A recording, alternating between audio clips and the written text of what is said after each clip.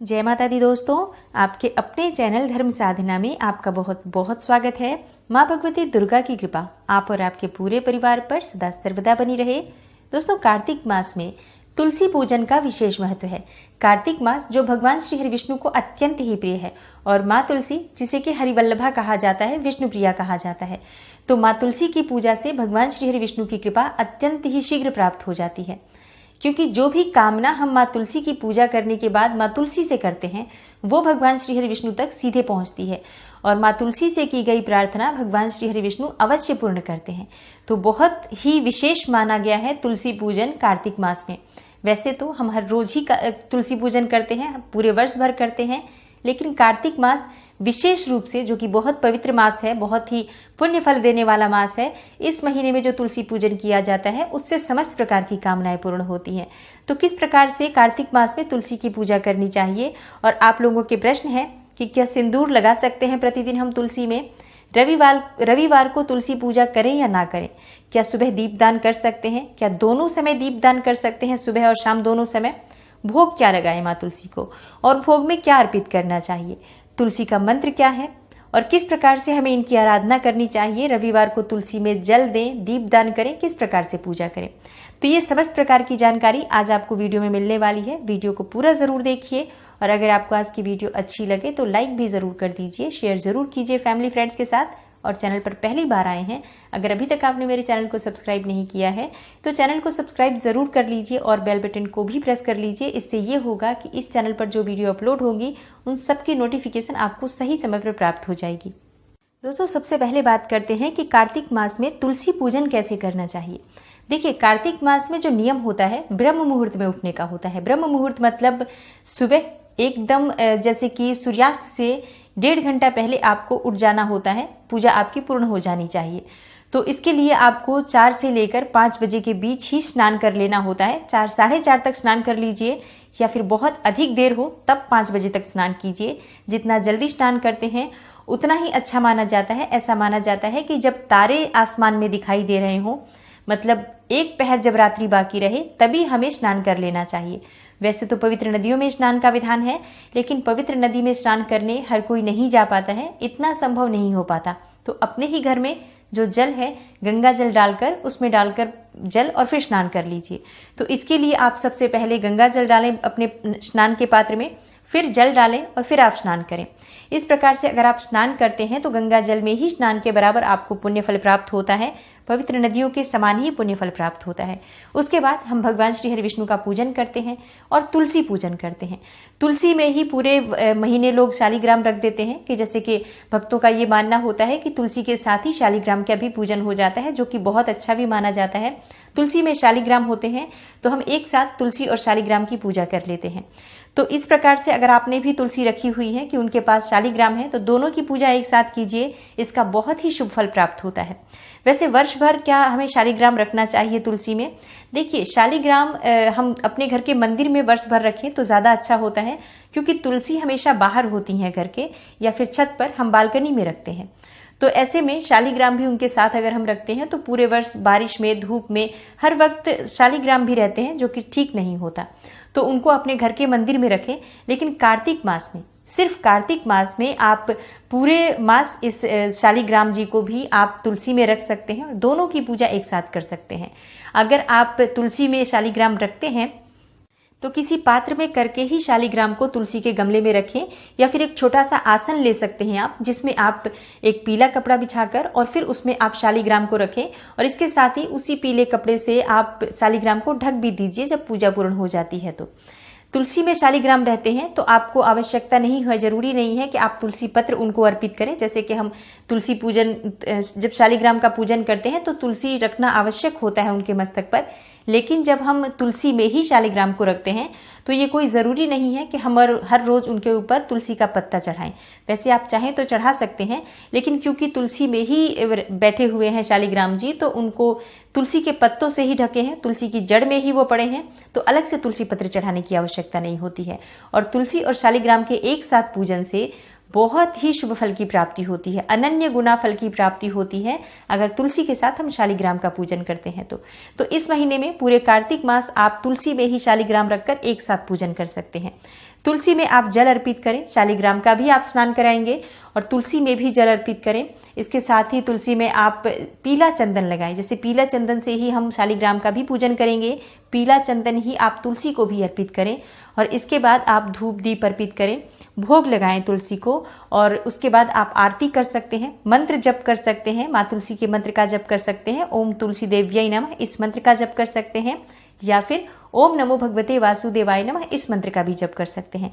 परिक्रमा भी कर सकते हैं आप तुलसी की अपनी इच्छा के अनुसार। आप चाहें तो 11 परिक्रमा कर सकते हैं, 5 परिक्रमा कर सकते हैं, 7 या 9, जितनी भी इच्छा हो, जितना भी समय हो, आप तुलसी की परिक्रमा दोनों समय कर सकते हैं। और अगर आपकी तुलसी के पास आसन बिछाकर बैठने की जगह हो तो आप वहीं बैठकर अगर विष्णु सहस्त्र नाम का पाठ करते हैं तो इससे बहुत ही शुभ फल की प्राप्ति होती है। तो आप तुलसी का पूजन इसी प्रकार से करें, जल अर्पित कर सकते हैं, दीप दान कर सकते हैं, दोनों समय, सुबह शाम दोनों समय दीप दान कर सकते हैं। आप शुद्ध घी का दीपक जलाएं, चाहे तो तिल तेल का जला सकते हैं। शुद्ध घी का दीपक जलाना बहुत शुभ भी माना जाता है और शुद्ध घी का दीपक जलाने से माँ तुलसी की विशेष कृपा प्राप्त होती है।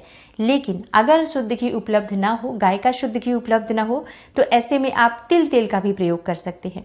तो इस तरह से आपको तुलसी पूजन करना है। अब आपका प्रश्न है कि सिंदूर लगा सकते हैं क्या प्रतिदिन हम माँ तुलसी को? देखिए, माँ तुलसी को इसी महीने में हम देव उठनी एकादशी के दिन उनका विवाह संपन्न कराते हैं शालिग्राम के साथ। तो ऐसा माना जाता है कि जो पूरा महीना होता है इसमें हमें किसी भी प्रकार से कोई भी सुहाग की सामग्री भी अर्पित नहीं करनी चाहिए माँ तुलसी को, सिर्फ पूजन करना चाहिए। मतलब दीप दान करें, जल अर्पित करें, उनके मंत्र का जप कर सकते हैं आप। और क्योंकि देव उठनी एकादशी के दिन उनको सारी सुहाग की सामग्री चढ़ाई जाती है और सिंदूर भी अर्पित किया जाता है। और अगला जो आपका प्रश्न है कि क्या रविवार को भी हम तुलसी पूजा कर सकते हैं, क्योंकि कार्तिक मास में पूरे महीने तुलसी पूजा का नियम लिया जाता है, तो क्या रविवार को हम तुलसी पूजा करें, तुलसी में जल दे सकते हैं या तुलसी में दीप दान कर सकते हैं या नहीं? तो देखिए, वर्ष भर के जो महीने होते हैं हम किसी भी समय में तुलसी को पूजन जो है वो रविवार के दिन नहीं करते, ना तो तुलसी को दीप दान करते हैं और ना ही हम जल देते हैं। लेकिन जो कार्तिक का महीना होता है ये विशेष रूप से बहुत महत्वपूर्ण होता है और इनमें आप कार्तिक मास में रविवार के दिन भी तुलसी की पूजा कर सकते हैं, तुलसी में जल दे सकते हैं और तुलसी में दीप दान भी कर सकते हैं। लेकिन जल देते हुए लोग कहते हैं कि जल देते हुए हमें मतलब मन में संशय रहता है, क्योंकि बाकी के समय में हम जल नहीं देते हैं, तो आज कहीं ना कहीं मन में ये रहता है कि पता नहीं जल दिया जाता है या नहीं। तो ऐसी अवस्था में आप चाहें तो जल ना दें। मन में अगर किसी भी प्रकार का संशय है किसी कार्य के लिए तो उस कार्य को नहीं करना चाहिए। देखिए, संशय ही हमारी सभी समस्याओं की जड़ है। अगर मन में एक बार संशय आ जाता है कि रविवार के दिन हमें जल नहीं देना है और फिर हम मन में संशय रखकर जल दे रहे हैं तो हमें उसका फल प्राप्त नहीं होता है। इसलिए अगर आपके मन में इस प्रकार का संशय है कि आज हमें जल नहीं देना चाहिए, रविवार है, दोष लगता है, तो मत दीजिए, सिर्फ दीपदान कीजिए। या फिर आप जल दे सकते हैं, क्योंकि तुलसी को स्पर्श नहीं करना चाहिए रविवार के दिन, तो आप उनकी जड़ में बहुत आराम से जल अर्पित कर सकते हैं अगर करना चाहे तो। क्योंकि रविवार के दिन कार्तिक मास में हम जल दे सकते हैं, दीपदान कर सकते हैं, माँ तुलसी को बिना स्पर्श किए उनकी पूजा कर सकते हैं और वहीं बैठकर हम मंत्र का जप भी कर सकते हैं, जैसे हम प्रतिदिन कर रहे हैं। वो सभी कार्य तुलसी पूजन में कर सकते हैं। हाँ, उनको स्पर्श नहीं करना है तो आज हमें उनको चंदन नहीं अर्पित करना है। और अगर शालिग्राम जी उनके पास ही आपने रखे हुए हैं तो शालिग्राम जी को थोड़ा दूर एक दिन पहले ही कर लीजिए, ताकि जब आप शालिग्राम जी की पूजा करें, शालिग्राम जी को स्नान कराएं, तो तुलसी से आपके हाथ का स्पर्श ना हो। इतना ध्यान रखकर अगर आप पूजा कर लेते हैं और मन में किसी प्रकार का संशय न रखें इस पूजा को करते समय, तो आपको रविवार के दिन भी पूजा करनी है माँ तुलसी का और उसका आपको फल भी प्राप्त होता है। नियम यही कहता है कि पूरे कार्तिक मास हम तुलसी की पूजा करें तो बहुत ही शुभ फल की प्राप्ति होती है। विष्णु की पूजा के साथ ही हमें तुलसी पूजा भी करनी चाहिए। तो इस पूजा को आप रविवार के दिन कर सकते हैं। दोनों समय आप दीपदान कर सकते हैं और जल भी आप अर्पित कर सकते हैं, थोड़ी सी सावधानी रखते हुए कि आप तुलसी का स्पर्श न कर पाएं। अगला जो आपका प्रश्न है कि माँ तुलसी को भोग लगाते हैं तो किस चीज का भोग लगाना चाहिए? देखिए, भोग तो हम अपनी शक्ति सामर्थ्य के अनुसार ही लगाते हैं। जो भी हमारे पास क्षमता होती है, जिस भी चीज की उपलब्धता हमारे पास होती है, वही भोग हम अपने भगवान को, अपने इष्ट को अर्पित करते हैं, चाहे वो तुलसी माँ हो, भगवान श्री हरि हो या फिर कोई भी दूसरे देवता हो, देवी हो। हम उनको भोग अपने सामर्थ्य के अनुसार किसी भी चीज का लगा सकते हैं। तो आप चाहे तो फलों का भोग माँ को अर्पित कर सकते हैं, चाहे तो आप मिश्री का भोग अर्पित कर सकते हैं, संभव हो तो मिठाई का भोग लगा सकते हैं। मतलब जैसी आपकी उपलब्धता है, जो आपकी इच्छा है, माँ को भोग अर्पित कीजिए। और इसके साथ ही अगला जो आपका प्रश्न है कि भोग का क्या करें, जो हम माँ तुलसी को भोग अर्पित करते हैं उसका करना क्या चाहिए। देखिए, भोग जो हमने प्रसाद स्वरूप अर्पित किया है, जो माँ को भोग लगाया है, वो हमारे लिए प्रसाद है। और फिर हम उस प्रसाद को स्वयं अपने परिवारजनों में, जैसे हम बाकी देवी देवताओं का प्रसाद ग्रहण करते हैं, उसी प्रकार से माँ तुलसी को लगाया हुआ प्रसाद भी आप अपने परिवार के सभी सदस्यों में वितरित कर सकते हैं, स्वयं ग्रहण कर सकते हैं। कोई संशय कहीं मन में नहीं है कि हम माँ तुलसी को लगाए हुए भोग का क्या करें। हम किसी भी फल का भोग लगाते हैं, मिठाई का भोग लगाते हैं, या फिर आप मिश्री का भोग लगा रहे हैं, पंचमेवे का भोग लगा रहे हैं, जिस भी चीज का आप भोग लगाएंगे, भोग लगाने के बाद जब आप पूजा पूर्ण करते हैं, उसके बाद वो भोग उठाकर आप अपने परिवार में लोगों को वितरित कर सकते हैं, परिवार के सदस्यों को, या स्वयं ग्रहण कर सकते हैं। और सुबह शाम दोनों समय पूजा के बाद माँ तुलसी की आरती जरूर कीजिए। इस प्रकार से ही आपको पूजा करनी है कि आप सुबह दीपदान भी करेंगे, जल भी अर्पित करेंगे, तो स्तोत्र पढ़ना चाहें तो स्तोत्र भी पढ़ सकते हैं। मतलब जिस भी मंत्र का आप जप करना चाहें, तुलसी के पास जगह हो तो बैठकर वहां अगर हम मंत्र जप करते हैं तो उसका फल बहुत अधिक प्राप्त होता है और बहुत शीघ्र भगवान श्री हरि विष्णु की कृपा हमें प्राप्त होती है। तो इस समय में आप विधि विधान से माँ तुलसी का पूजन भी जरूर कीजिए और दीपदान आपको दोनों समय करना है, आरती भी आपको दोनों समय करनी है, भोग भी आप दोनों समय लगाएंगे। तो आशा करती हूँ तुलसी पूजा से संबंधित जो ये महत्वपूर्ण जानकारी है आपके लिए उपयोगी सिद्ध होगी और आपके सभी संशय का समाधान भी इस वीडियो के द्वारा हो जाएगा। तो वीडियो अगर आपको अच्छी लगी हो तो लाइक जरूर कर दीजिए, शेयर कर दीजिए फैमिली फ्रेंड्स के साथ। और चैनल पर पहली बार आए हैं, अगर अभी तक आपने मेरे चैनल को सब्सक्राइब नहीं किया है तो अच्छी लगी हो अगर आपको वीडियो आज की, तो सब्सक्राइब जरूर कर लीजिए और बेल बटन को भी प्रेस कर लीजिए। इससे ये होगा कि इस चैनल पर अपलोड होने वाली जो नई वीडियोस हैं उनकी नोटिफिकेशन आपको सही समय पर प्राप्त हो जाएगी। मैं मिलती हूँ आपसे अगली वीडियो में, तब तक के लिए नमस्कार।